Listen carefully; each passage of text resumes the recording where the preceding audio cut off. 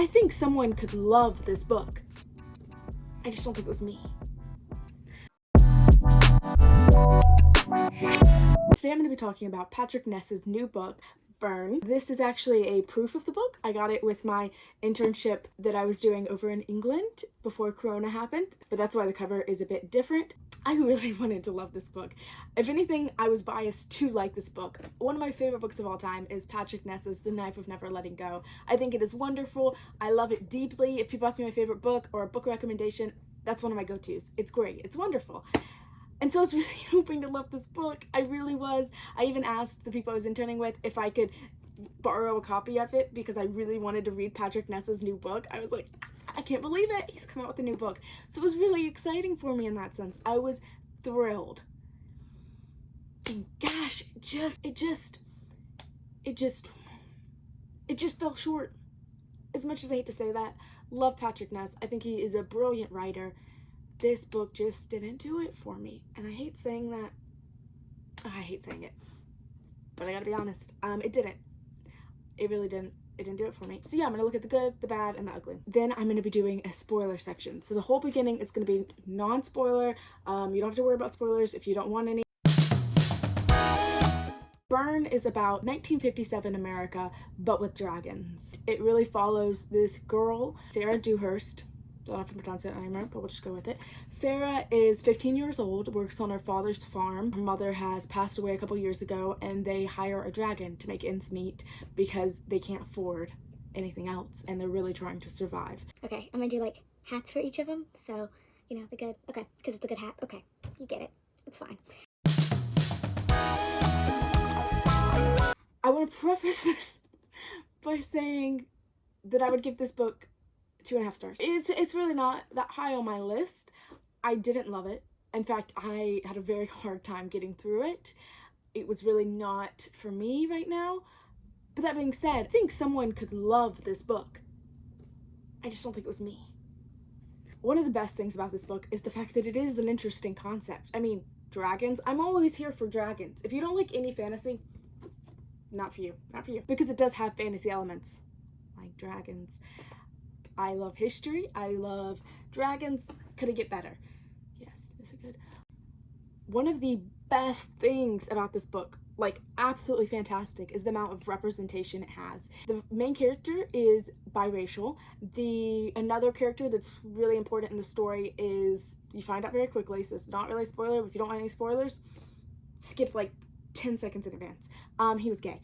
I thought it was great that there was this representation, especially in a book about the 1950s where you don't really expect to see that. I thought it was great because of course that did exist, and I love that this book tried to address that. I thought it had some really great like one-liners. I might put some of them up on the screen. Where words have no place and time has escaped. Ooh, that's where our hearts can. It also has an incredibly fast plot. From the beginning of the book, once you get into it, I think maybe 10 pages, action.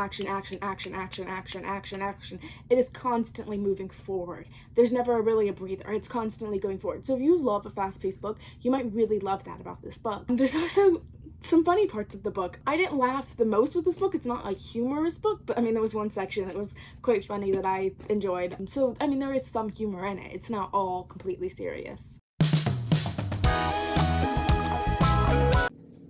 Okay, now looking at the bad. Separating the bad and the ugly is quite hard. The bad is basically just things that I'm like, ooh. The ugly is straight up like, no, don't do that. This book had a little bit of both, which is why I rated it 2.5 stars. And I still feel bad about it because I wanted to love this book. So one of the things that bothered me the most about this book is what I call the Lie Tree plot twist, which I call it that because Lie Tree was the first book I read that did this. If you loved the Lie Tree, you might love this book. I did not like the Lie Tree because of this.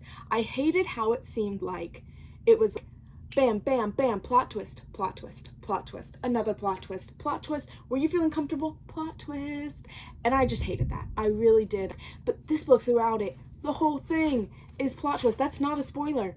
The whole thing is plot twist. It's just all like, got you. But like, I didn't care that they got me because I wasn't invested, because I wasn't trying to figure it out. I love mysteries. I love figuring it out.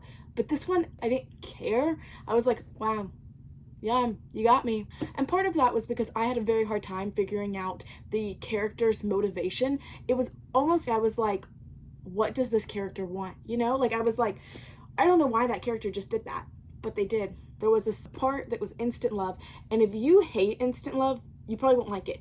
It was a minor subplot, so it might not bother you that bad. It didn't really bother me, but I thought I'd throw it out there in the not the best. There were also quite a few moments where it was just confusing. I was like, wait, what?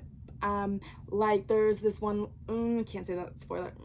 It was just confusing at times to me, and I typically don't get confused in books. I mean, I do occasionally, of course, everyone does, but it's not like something I usually complain about books. I was like, wait, what's happening now?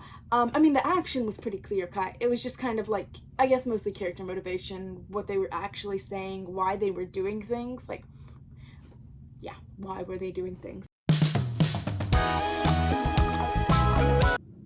Okay, this is a really cute hat, but I don't have an ugly hat, so I'm trying to...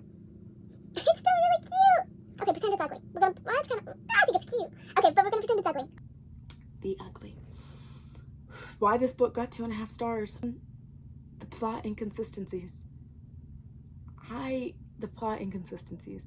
They were so many. I mean, okay, most of them were just minor things that you could explain out of if you're J.K. Rowling and can explain out of anything, because you didn't exist plot holes in your whole works, never. But also, like, I don't think you can get out of them. So this includes, gosh, I can't tell you any plot inconsistencies without spoiling stuff. Okay, well, if you don't care about spoilers, it will be in the spoiler section, so you can keep watching, or you can watch it after you finish reading the book, and I'll tell you about the plot inconsistencies, but they're there, I promise, I'm not just saying that. Then my second thing, which I can tell you because it's not really spoilers, is the amount of cliches. Oh my gosh, okay, this was just the ones I took note of. I didn't take note of all of them. This was just a few I found flipping through it. Only house she'd ever known. Okay, that one's like not overused, but come on.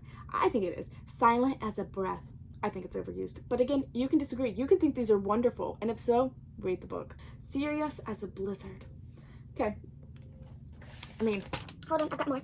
I have 2 pages of notes. I think. Do I? oh, I missed you so much. Sometimes I couldn't breathe. Okay. It's a question that had been burning in her. I mean, it was just stuff like that where I was like, come on, we've heard this a million times, and I just thought, Patrick Ness, come on, you can do better. You can do better. You've done better. You have done better. You've done fabulous. Gosh. Nothing ever goes so good. And you know what?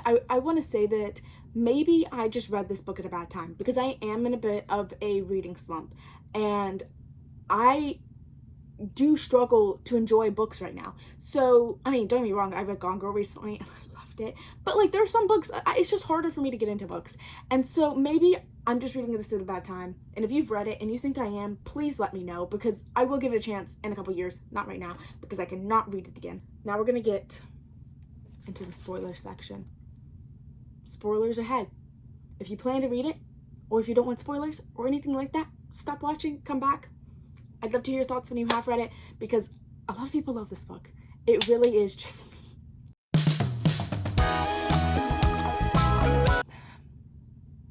Why? Okay, why? We're gonna start with the plot inconsistencies, because, oh my gosh, maybe it's just me. Maybe it is. Maybe it's just me, maybe it's Maybelline. Starting at the beginning of the novel, we never really understand how those 2 cops found Malcolm. Like, so Malcolm is running away, and he's found out by these 2 guys that we assume got more knowledge somehow, and they figured out it's Malcolm. But, like, how on earth did they find him? How did they figure that out? Because later Malcolm says he was dropped in the forest by a dragon. So they just were riding around and happened to be in that forested area, and we're like, actually, we've been tracking you? Like, what? That just makes no sense. Maybe that's just me, but I don't think it makes sense. Oh yeah, the dragon says at one point that only lunatics believe the prophecy. She believes the prophecy. She wrote the I always thought the dragon was a girl. It was really bad. I kept reading it. Every time it said he, I was like, really? It's a boy? Every time. Every single time. I was like, I don't know why. There was also a part of the book. This is just funny. This is not me being mad at the book. But it said plow. And I thought it was plow, not plow. I was like, what is that word? Plow. And then I was like, oh my gosh, that's plow. But I always thought it was spelled like plow and not like plow, even though they're both correct, because I had to look it up because I didn't realize it was the same word. That's just me. That's just a Britney moment, but I thought it was funny. Okay, and then there's a part where Sarah's like, I can't sneak out. And then she can't sneak out. What? She's like, it's so hard to sneak. You can't sneak out a lot. And then she said earlier she could. I'm just going to put the clips because you'll understand what I'm talking about. But she said it's hard to sneak out after she said, I sneak out all the time. What? There's Malcolm. Okay, that, I don't even want to get into that. But there's a whole part. I'm getting into it. But there's a whole part where Malcolm's like, yeah, no one knows I was selected. And then he's like, everyone knows I was selected. And you're like, which is it? Which is it? Anyway, that's a whole different thing.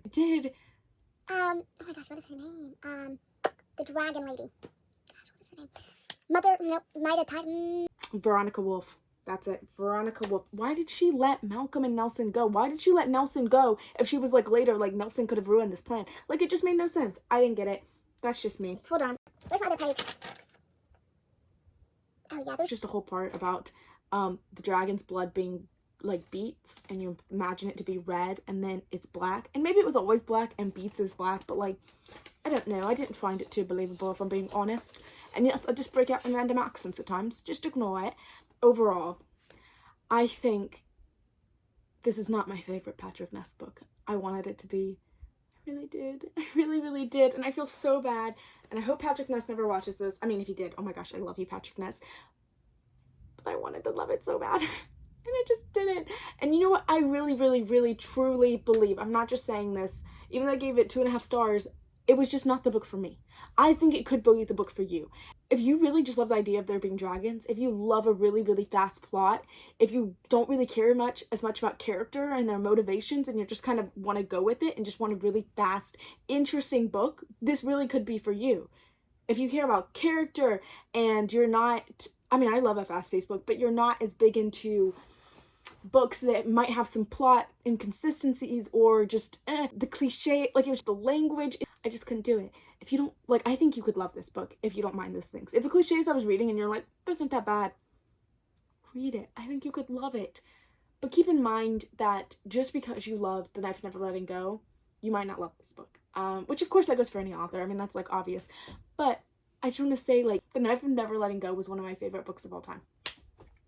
It still is.